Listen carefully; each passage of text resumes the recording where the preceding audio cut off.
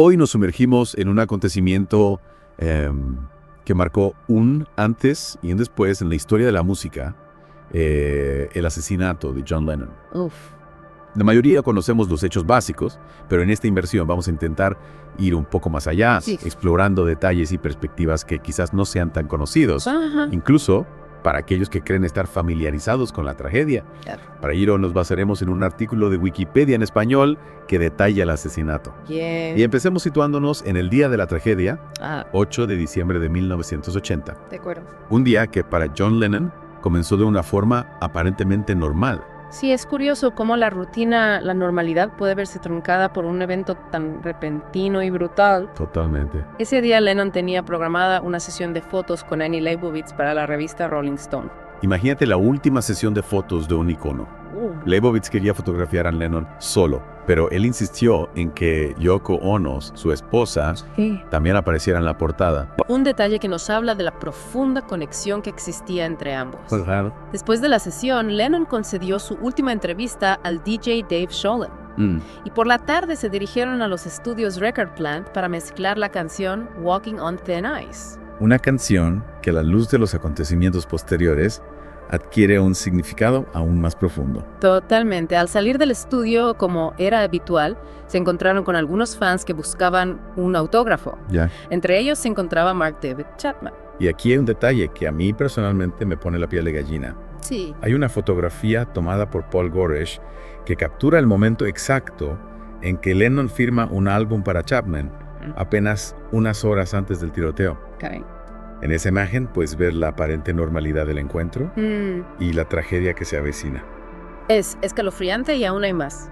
Cuéntame. Según algunos testigos, Lennon, con su amabilidad habitual, le preguntó a Chapman, ¿es todo lo que quieres? Imagínate. Y Chapman simplemente asintió. Es difícil siquiera imaginar qué pasaba por la cabeza de Chapman en ese instante. Tras ese encuentro, Lennon y Ono regresaron al edificio Dakota, donde residían. Y es ahí donde la tragedia se precipita. Sí. Eran casi las 11 de la noche cuando llegaron al edificio. Ah, A pesar de que la limusina podía acceder al patio interior, decidieron bajar en la calle 72. Una decisión aparentemente trivial, pero que tendría consecuencias fatales. Totalmente, Chapman, que había estado esperando en la sombra durante horas, aprovechó la oportunidad. Claro. Mientras Lennon pasaba junto a él, Chapman disparó 5 veces con un revólver. 5 disparos que acabaron con la vida de un ícono de la música y un símbolo de paz. 4 de esos disparos alcanzaron a Lennon, 2 en la espalda y 2 en el hombro izquierdo. Sí. Las heridas eran devastadoras. Lennon, gravemente herido, logró avanzar unos pasos hacia la recepción del edificio antes de desplomarse. Dios mío. El portero del edificio, José Sangenis Perdomo, y un taxista que pasaba por allí presenciaron la escena. Perdomo reaccionó con valentía, quitándole el arma a Chapman y pateándola lejos para evitar que siguiera disparando. Mientras tanto, Chapman, en lugar de huir, se quedó en el lugar, Sí. aparentemente tranquilo, esperando a la policía. Mm. Un comportamiento que sin duda nos hace cuestionar su estado mental en ese momento. Absolutamente. La policía llegó rápidamente al lugar y encontró a Chapman sentado en la acera con un libro en la mano.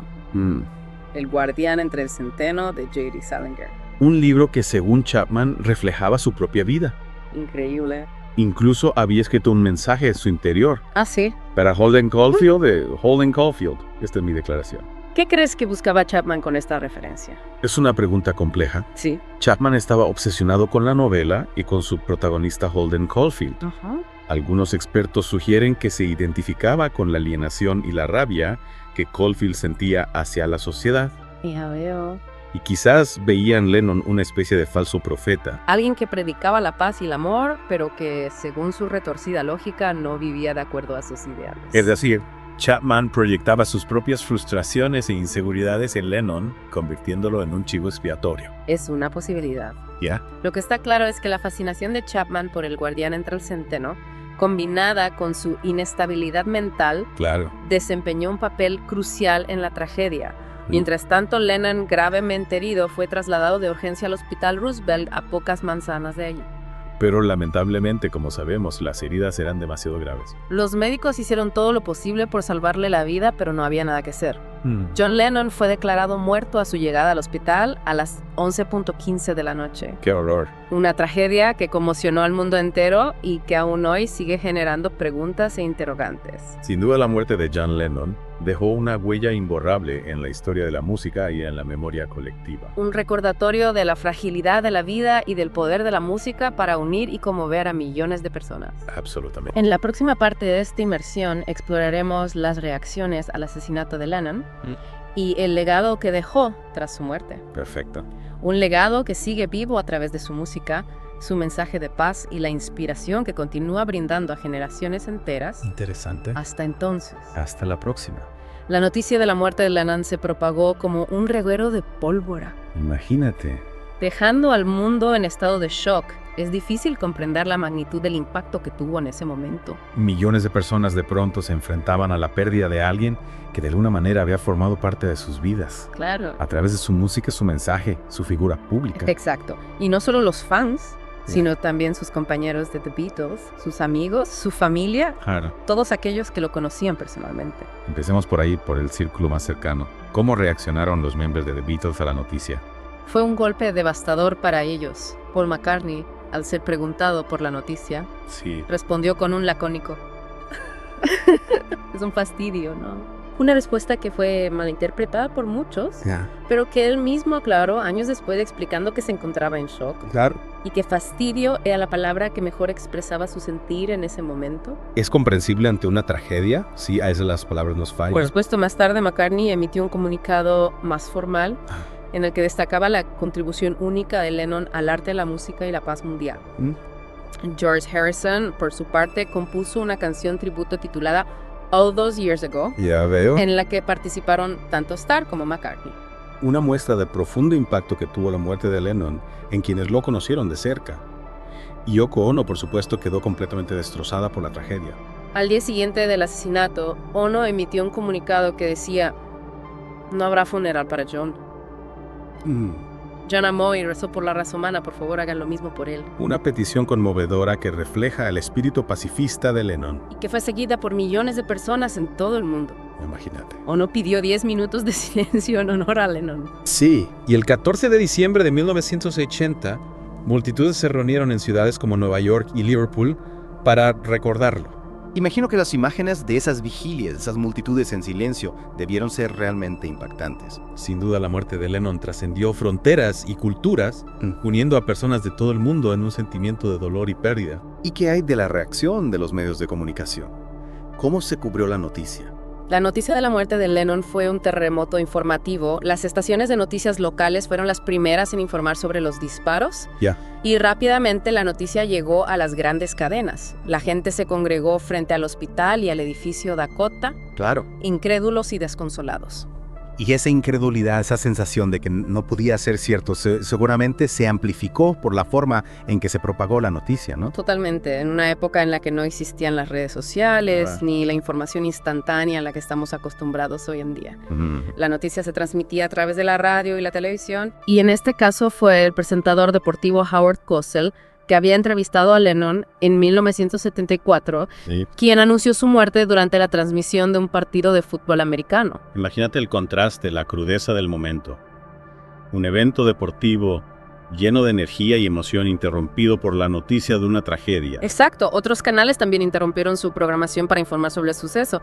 La televisión se convirtió en un reflejo del dolor colectivo, un espacio donde la gente compartía su consternación, su tristeza, sus recuerdos. Mientras el mundo entero lloraba la muerte de Lennon, ¿qué pasaba con Chapman? ¿Qué sucedió con él tras el asesinato? Chapman fue detenido inmediatamente después del tiroteo y trasladado a la comisaría.